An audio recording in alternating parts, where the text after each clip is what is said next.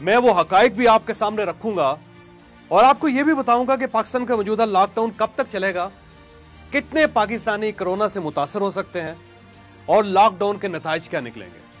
लेकिन मैं उससे पहले आपको चंद लम्हों के लिए 100 साल पीछे ले जाना चाहता हूं। 1918 में यूरोप में कोरोना टाइप का एक वायरस फैला था। वो वायरस स्पेनिश इन्फ्लुएंजा कहलाता था। यह इटली के छोटे से टाउन कोरोना से निकला और स्पेन पहुंचकर इसकी शिद्दत में 1000 गुना इजाफा हो गया। स्पेन उस वक्त तजारती लिहाज से दुनिया का मजबूत तरीन मुल्क था। इसके शिप्स पूरी दुनिया में जाते थे। लोग भी एक बड़े आजम से दूसरे बड़े आजम जाने के लिए स्पेन का रास्ता इख्तियार करते थे। पहली जंग अजीम भी चल रही थी और फौजें भी एक जगह से दूसरी जगह आ जा रही थी। चुनांचे फ्लू का वायरस एक शहर से दूसरे शहर, एक मुल्क से दूसरे मुल्क और एक बड़े आजम से दूसरे बड़े आजम पहुंच गया और इसने पूरी दुनिया में तबाही फैला दी। दुनिया उस वक्त इसी कंडीशन का शिकार थी जिससे हम आज गुजर रहे हैं। लोग लोगों के साए से भी घबराते थे, गलियों में लाशें पड़ी थी और कोई उन्हें उठाने के लिए तैयार नहीं था। खुराक और साफ पानी का बहरान भी पैदा हो चुका था। सीवरेज उबल उबल कर मलकाओं और बादशाहों के बेडरूम्स तक पहुंच गए थे।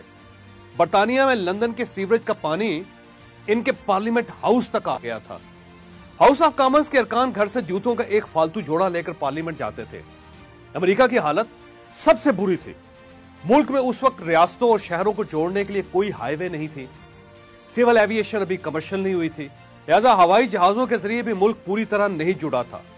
सिर्फ रेलवे ट्रैक थे, लेकिन ट्रेन की स्पीड उस वक्त सिर्फ 40 किलोमीटर फी घंटा थी और मेडिकल साइंस ने भी उस वक्त तक तरक्की नहीं की थी। चुनांचे अमेरिका अपनी तारीख के बदतरीन दौर में दाखिल हो चुका था। अमेरिका में स्पेनिश फ्लू से 6,75,000 लोग मर गए। मुल्क बंद होने की वजह से रिसेशन आया और अमेरिका तकरीबन दिवालिया हो गया। आपको शायद ये जानकर हैरत होगी, स्पेनिश फ्लू की वजह से अमेरिका में ऊपर नीचे 4 बड़े रिसेशन आए। पहला रिसेशन 1918 और 1919 के दरमियान आया और मुल्क से करेंसी नोट खत्म हो गए। दूसरा 1920 और 1921 के दरमियान आया, मुल्क से खुराक खत्म हो गई। लोग 1 किलो आलू के लिए नोटों का बैग लेकर बाजार जाते थे। तीसरा रिसेशन 1923 और 1924 के दरमियान आया। इसमें तजारत और स्टॉक एक्सचेंज दोनों सिफर हो गई। बाजार, मंडियां और कारखाने बंद हो गए और आखिरी रिसेशन 1926 और 1927 के दरमियान आया। इस रिसेशन ने अमेरिका को भिखारी बना दिया और अमेरिका दुनिया से इमदाद की अपील करने पर मजबूर हो गया। यह सूरत हाल 1933 तक जारी रही। 1933 में फ्रैंकलिन रूजवेल्ट अमेरिका का सदर बना और उसने मुल्क में कंस्ट्रक्शन के मेगा प्रोजेक्ट शुरू कर दिए। पूरे अमेरिका को जोड़ने के लिए 45,000 किलोमीटर लंबी हाईवेज शुरू की। दुनिया के सबसे बड़े डैम्स और हाई राइज बिल्डिंग शुरू की। मेट्रोज और रेलवे ट्रैक शुरू करवाए और सिविल एविएशन यानी हवाई सफर को इंडस्ट्री का दर्जा दिया और यूं अमेरिका क्राइसिस से बाहर आने लगा। रूजवेल्ट अमेरिका का वाहिद सदर है जिसे 4 बार सदर बनाया गया था। यह 1933 से 1945 तक सदर रहा। इसे जदीद अमेरिका का फादर ऑफ द नेशन भी कहा जाता है। लिहाजा आप देख लीजिए, अमेरिका को स्पेनिश फ्लू से बाहर आने में 20 साल लग गए थे और यह भी रूजवेल्ट की मेहरबानी थी। हम अब एक और कहानी की तरफ आते हैं। स्पेनिश फ्लू के दौरान कैलिफोर्निया अमेरिका की वाहिद रियासत थी जिसने वर्ल्ड आफ्टर फ्लू पर काम शुरू किया था। कैलिफोर्निया में उस दौर में फार्मास्यूटिकल कंपनियां बनी, रियासती हुकूमत ने तजारती पॉलिसी बनाई और मुल्क भर के सरमायाकारों को मुफ्त जमीनें देना शुरू कर दी।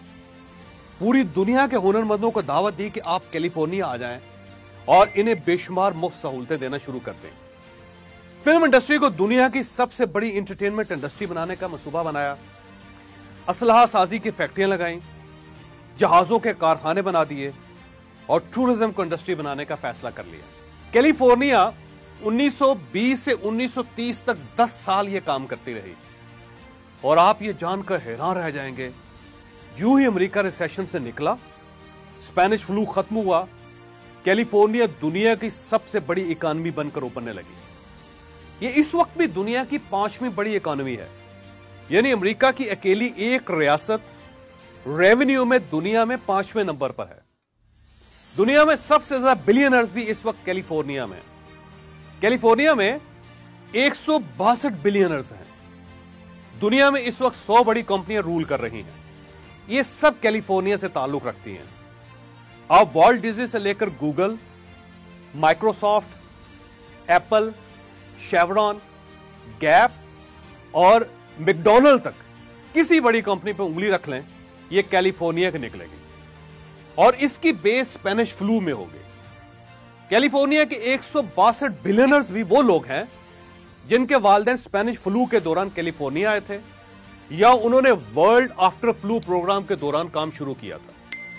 लिहाजा मैं आज आपसे यह कहना चाहता हूं कि कोरोना बेशक खौफनाक है, यह पाकिस्तान समेत पूरी दुनिया की इकोनॉमी तबाह कर देगा, लेकिन याद रखें यह इसके बावजूद इंसानी तारीख की सबसे बड़ी अपॉर्चुनिटी भी है। आपने अगर इसे ग्रैब कर लिया तो आप और आपकी नस्लें संवर जाएंगी, और अगर आपने यह मौका भी गंवा दिया तो कम से कम आपकी 5 नस्लें आपको बद्दुआएं देंगी। लिहाजा आप हमारी फ्यूचर की वीडियोस देखते रहिएगा। हम आपको कोरोना से जन्म लेने वाली अपॉर्चुनिटीज बताते रहेंगे। आप अगर किसी एक के साथ भी जुड़ गए तो आप कमाल कर देंगे। मैं अब आपको यह बताऊंगा कि यह लॉकडाउन कब तक जारी रहेगा। मेरी इतलात के मुताबिक सूरत-ए-हाल जून तक जारी रहेगी। लिहाजा आपको मजीद 3 से 4 माह घरों में रहना पड़ेगा। मेरा मशवरा है आप इसकी तैयारी कर लें, और इसके बाद यह भी याद रखें दुनिया 2020 में मुकम्मल तौर पर नहीं खुल सकेगी। हवाई सफर और बहरी रास्तों से तजारत भी कम हो जाएगी। यूरोप और अमेरिका कोरोना से सबसे ज्यादा मुतासर हो रहे हैं। इटली, स्पेन, फ्रांस और बर्तानिया की बुरी हालत हो चुकी है। अब जर्मनी की बारी है, यह भी क्रैश कर जाएगा। अमेरिका में 26 लाख हलाकतों का अंदेशा है। जी हां, 26 लाख। हुकूमत ने 1 लाख कफन तैयार कर लिए हैं। सदर ट्रंप का कहना है कि हमने अगर 1 लाख लाशों के बाद भी कोरोना रोक लिया तो यह बहुत बड़ा मुआवजा होगा। हमें सरदस्त चाइना बचता हुआ नजर आ रहा है, लेकिन यह एक प्रोडक्शन हाउस है। लिहाजा सवाल यह है कि दुनिया में अगर ग्राहक ही नहीं होंगे तो आप अपनी प्रोडक्ट्स बेचेंगे कहां। लिहाजा चीन भी माशी बहरान के इस गड्ढे में जरूर गिरेगा। लिहाजा आप जहनी तौर पर तैयार हो जाएं, पूरी दुनिया में रिसेशन आएगा और मोची से लेकर जहाज बनाने वाले सब इसका शिकार होंगे। पाकिस्तान में भी यह वबा बुरी तरह फैल रही है। आने वाले दिनों में इसमें 1000 गुना इजाफा हो सकता है और पाकिस्तान सबसे ज्यादा मुतासर होने वाले मुल्कों की फहरिस्त में भी शामिल हो सकता है। शायद हम में से 10 लाख लोग खुदा न खास्ता इसका शिकार हो जाए। मुल्क का हर वो दूसरा शख्स जिसकी उम्र 60 साल से जायद है और वो दिल, ब्लड प्रेशर, फेफड़ों और शुगर की बीमारी का शिकार है, ये याद रखें वो इसका निशाना बन सकता है। लिहाजा आप जहनी तौर पर इसके लिए भी तैयार रहें। हम अब नताइज की तरफ आते हैं। कोरोना के 10 नताइज निकल सकते हैं। नंबर 1, ये सूरत हाल ईद के बाद यानी जून के आखिर तक जारी रह सकती है।